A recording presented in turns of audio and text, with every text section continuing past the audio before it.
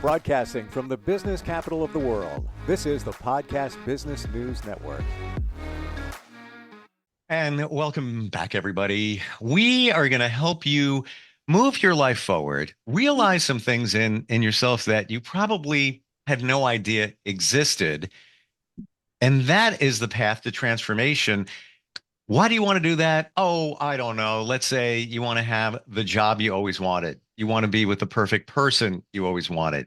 You want abundance in your life. You just want to feel that things are connecting. Might have the feeling of, I know there's more out there, but I don't know how to achieve it. I can't figure this out. There's probably a reason for that, and it comes from within. The inner work is what we're going to look at today, and so much more. And she helps people with this all the time. Hello to the Future. That's the name of her practice. Hello Future Healing. Danielle Marie joins us here on the program today. How you doing? I'm doing wonderful. Thank you for having me. And Wonderful to hello have you to here. Yeah. and hello to everyone out there. Hello Future. Hello to everyone. So let's go right there. Now, you help people with something called inner work. How do you define inner work?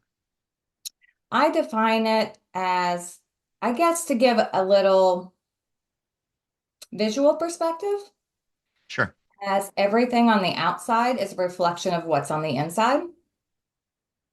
So everything you see in your life, everything you're experiencing and going through, there's under layers through past traumas, beliefs, impressions, Sure. society. So let's talk about those traumas because that's, I believe, very impactful in a lot of what we're talking about and what holds people back. And when somebody hears the word trauma right away, they're like, oh, no, no, I didn't deal with any traumas in my life when I was younger. No, you probably did. I believe we all did.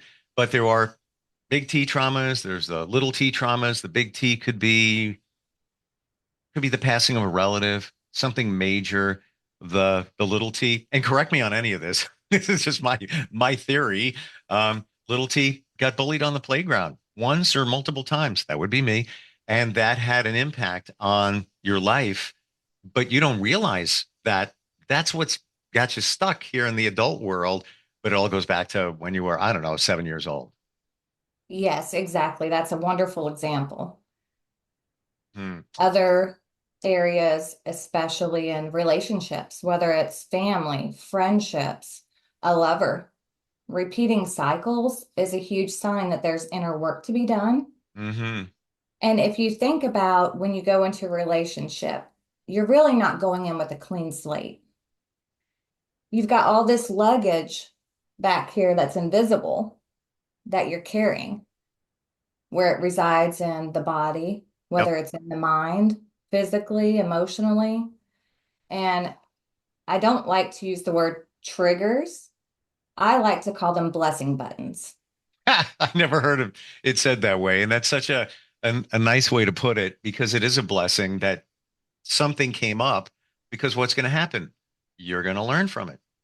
Exactly. And if you Hmm. don't, it'll just keep happening. And people tend to notice that more often in the types of relationships and people that they attract into their lives. Yes. And how many times do you hear, especially women will say, I don't know what it is. There's no good guys out there. They're all the same ones.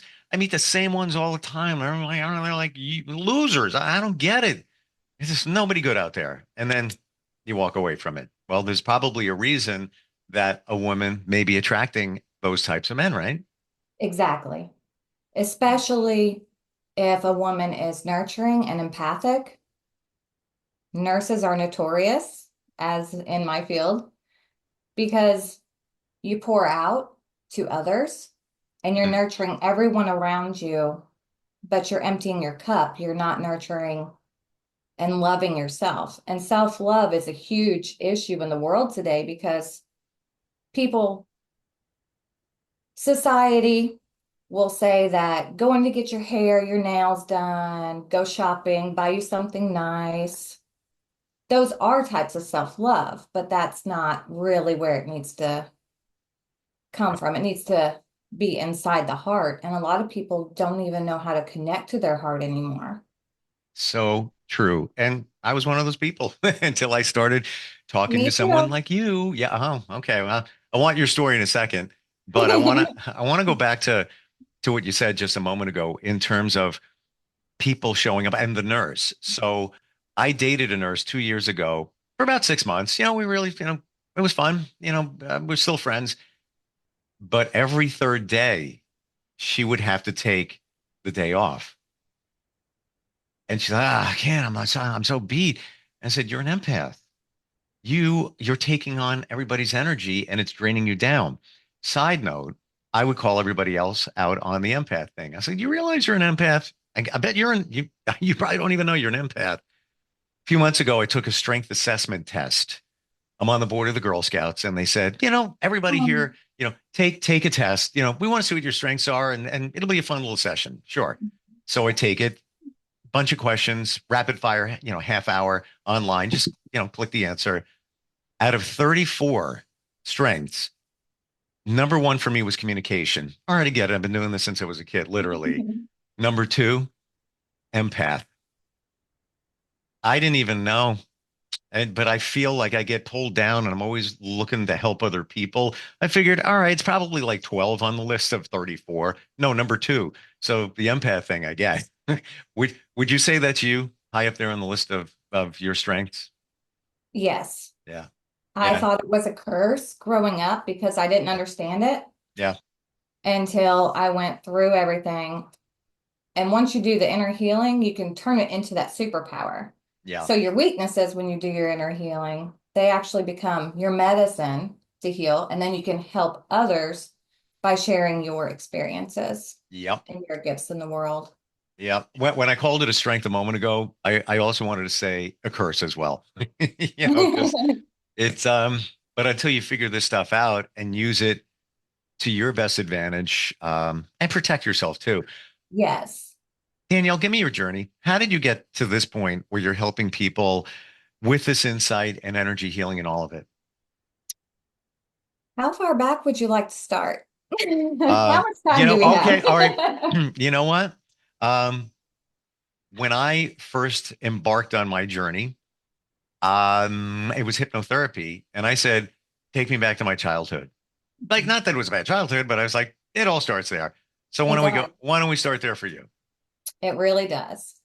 Well, I was the only girl in a family with three brothers that I knew of at the time. And my mother, I believe, is on the autism scale. She was under nurturing, and my father was an alcoholic. Mm, So my parents got divorced at an early age, and my father took us and we moved up home where the rest of the family was. And he ended up abandoning us shortly thereafter due to the alcoholism.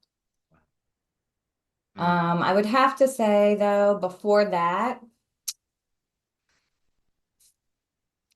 my grandma again. Your grandma. My grandma again. She is one of the strongest women I've ever known. And her love of God that she shared with us as children and growing up and bringing it down to our level as kids Mm, just impacted me so much to create that relationship as a child with God and with her. But when I was 4 years old, I'm sorry, 6 years old, I had an incident and a neighbor who we didn't know had someone visiting from out of state. And we were outside running around the house playing. And that gentleman came over and grabbed me and um, sexually molested me, is the correct terminology. And at that time, that's very traumatic. So it started to open up more things inside of me. And then with my parents, I had to learn how to read the energy of what was going on around me in order to keep myself safe. And then went up there and My father abandoned us, of course, and he has his own path, his own journey. And I forgave him a long, long time ago for that. And one set of our grandparents took me and my three brothers in, and they had us for probably about 6 months. And then my other grandmother took us in, and my aunt and uncle moved in and started their family, and we stayed with them for 3 years. Then we were returned to our biological mother, who was with a man who sexually abused me later. And I got taken away. I got put in protective custody. And then the court system couldn't convict him, and I got sent back after 6 months of protective custody. So that was very hard for a 14-year-old girl whose mother didn't believe her and going through all that. Well, she gave me and my younger brother back to our father and abandoned my two other brothers. And by the time I was 16, I became pregnant, and I was forced with a decision to have an abortion or to leave. So I chose my child and I left. I've been on my own since I was 16. I was moved around a lot as a child, even before the divorce and things. So creating relationships and stability in my life wasn't foundational for me. And being on my own at 16 really made me grow up quickly. I wasn't emancipated. I was just kicked out. So the school system would not let me complete my education. So as soon as I turned 18, I went to take a placement test. And I got the phone call, and I was expecting, here I was, ninth grade dropout. I was expecting to have to take years of courses to be able to get my GED. And they called me and congratulated me. And I said, what do you mean? And they said, you placed so high, you get your GED. You don't have to take any courses. And that just blew me away. But Wow. then about the age 16, I had had a lot of female problems. No surprise. Sexual abuse and traumas, they surface in the body when they're not dealt with. And I didn't know how to deal with my emotions. I ended up having endometriosis and polycystic ovaries really bad. And the doctor told me I should have never gotten pregnant in the first place. So my first daughter was a blessing. I ended up going through 13 female surgeries. Wow. Yes. They did a partial hysterectomy because I was so young. They wanted to leave one ovary for the estrogen, but they ended up having to go back in and remove it. When my daughters were 4 and 6, I got sat down by the doctors and told that I had a tumor in my abdomen. And by the scans, it was multicellular, and that they weren't giving me any more than 6 months to live. That gave me immense grief. I wasn't fearful to die myself, but my children. And being a single mother, I knew their father would be there for them, of course. But my girls needed a mom. They needed somebody loving and caring and nurturing. I didn't want them to experience anything in life that I had. And went into surgery. The specialist came out and she said, it's a miracle. And I said, what do you mean it's a miracle? And she said, we couldn't find a tumor. So they sent me in for a scan to make sure, and it was gone. Wow. I can't even. Um, What a journey. What a journey. And so many things identified there, how what we deal with manifests in our body, Yes. creates disease, Bleeding. potentially cancer, all the stress we're dealing with, as I've learned, gets right into the cellular level within your body. Um, Exactly. and you remember these things that happened when you were very young. I got to believe there's tons of people walking around out there that don't and or blocked it out, but Correct. it's still affecting them. Yes, very much so. Yeah. Wow. Wow. Thank you for sharing again. Like you are a miracle. I feel that way because that was the start of my nursing journey because of all the nurses who helped me through all the surgeries and the doctors. I had a passion that fueled. So I went to college to become a nurse. And then, ooh, I remarried. And a couple years later, which I thank God for everything that happened because it made me who I am and all the lessons and the gifts.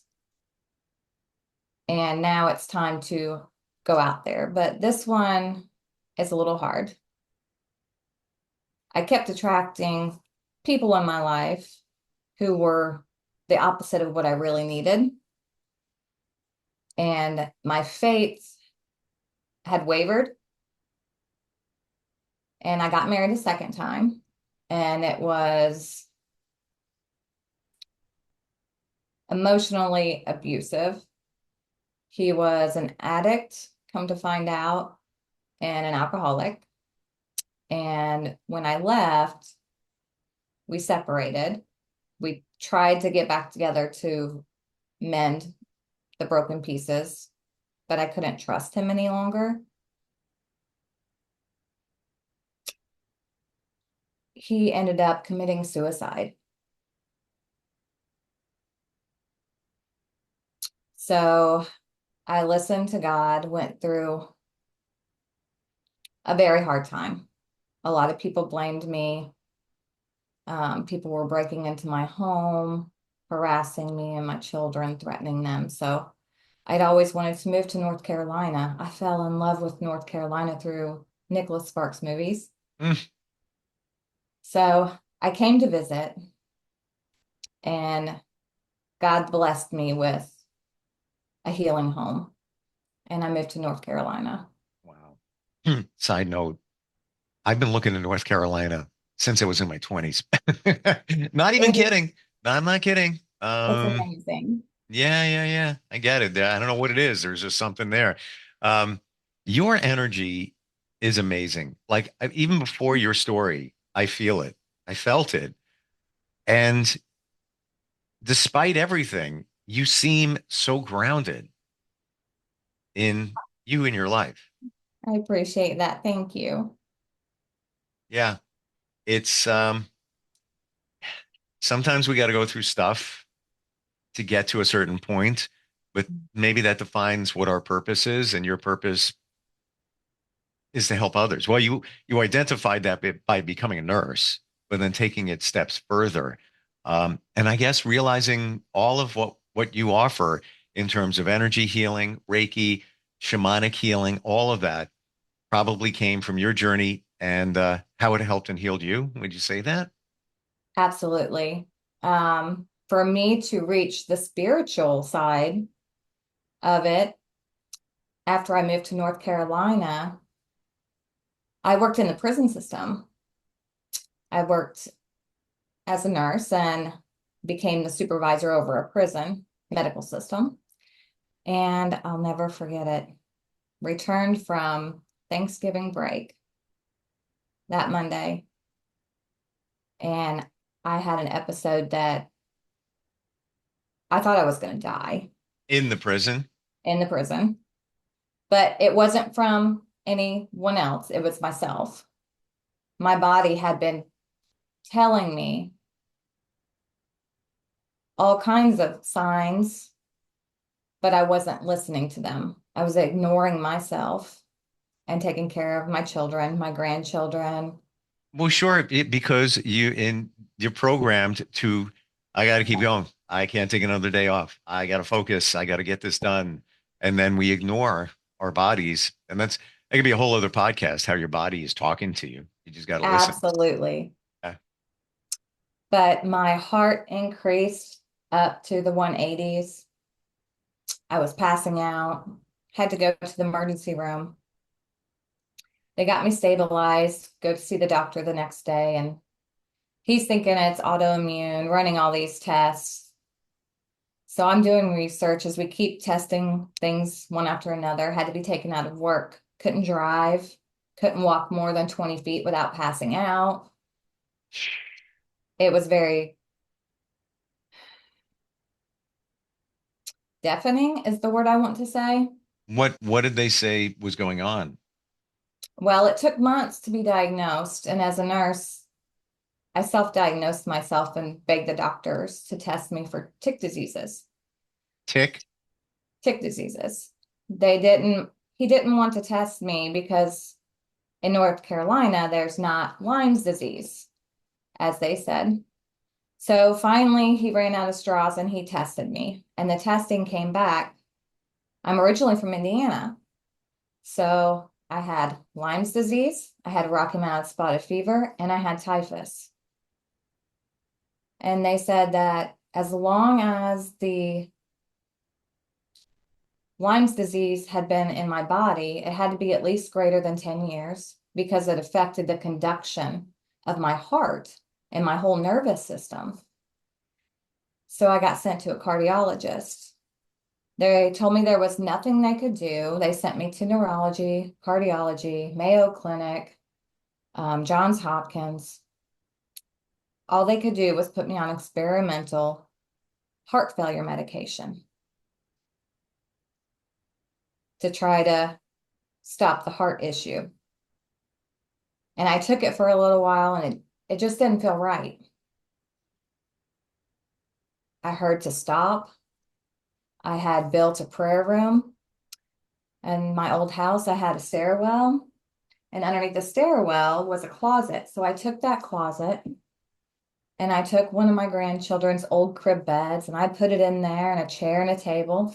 And I would go in every day for several hours a day.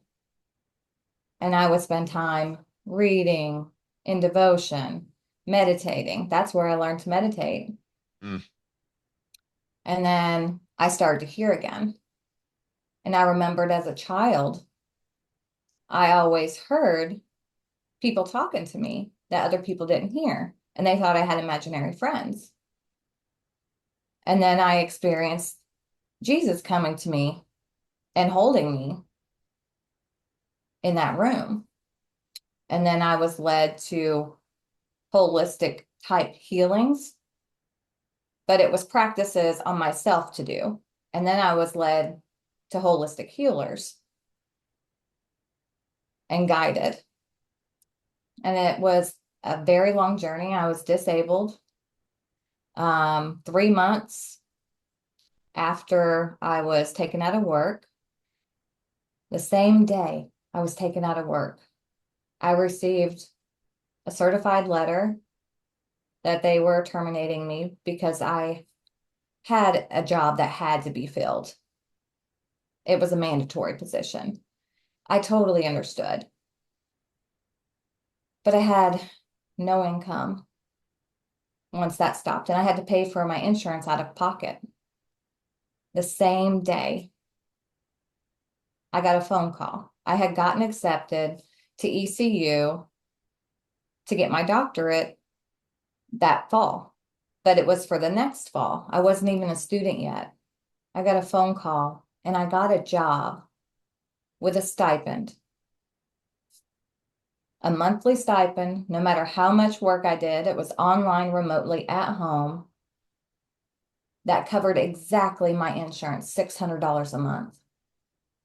We're just about out of time. I don't want to end. Oh, I'm sorry. It's quite all right. Quite all right.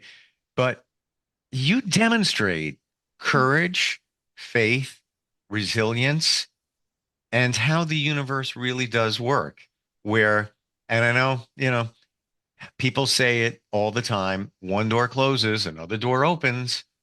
If that's not an example of that happening with that job situation, there's nothing, no better example, especially when you say on the same day. Wow.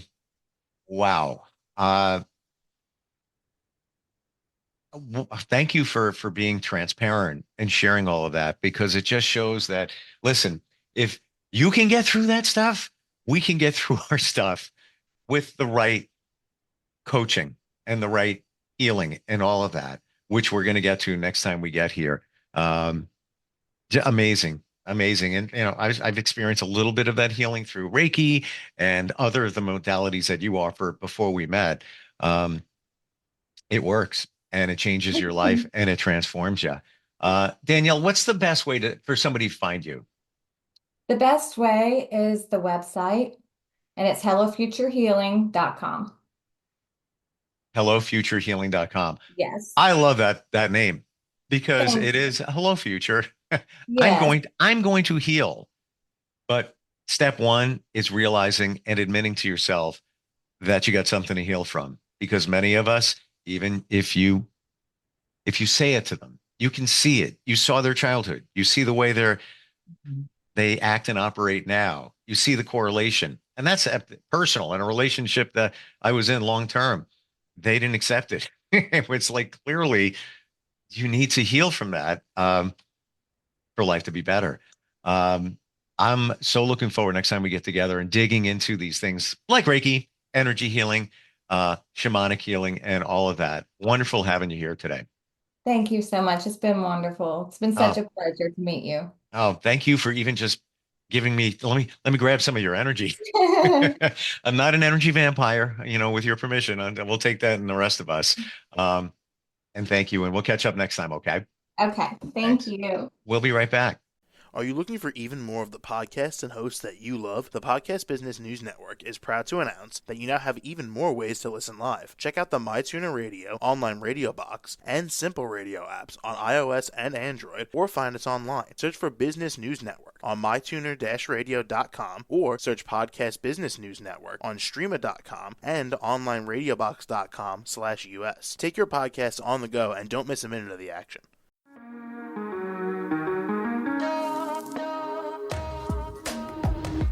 Broadcasting from the business capital of the world, this is the Podcast Business News Network. For nearly 2,000 severely injured veterans, everyday life has become filled with barriers. Day-to-day simple tasks can become pretty daunting. I have to carry my chair up 2 flights of steps or have somebody do it for me. What scares me the most is just the falling. When I'm struggling with my house, I think, to have that one great barrier just knocked down, it's crucial. Home for Our Troops is a wonderful nonprofit that builds a mortgage-free, fully adaptive, handicap-accessible house. And there's no catch. It'll be our very first home that we've ever owned. This is a game changer. This is where your life begins again. We need you to join us in completing this important mission. Please visit hfotusa.org and help build homes and rebuild lives. Because of you, everything's going to be okay.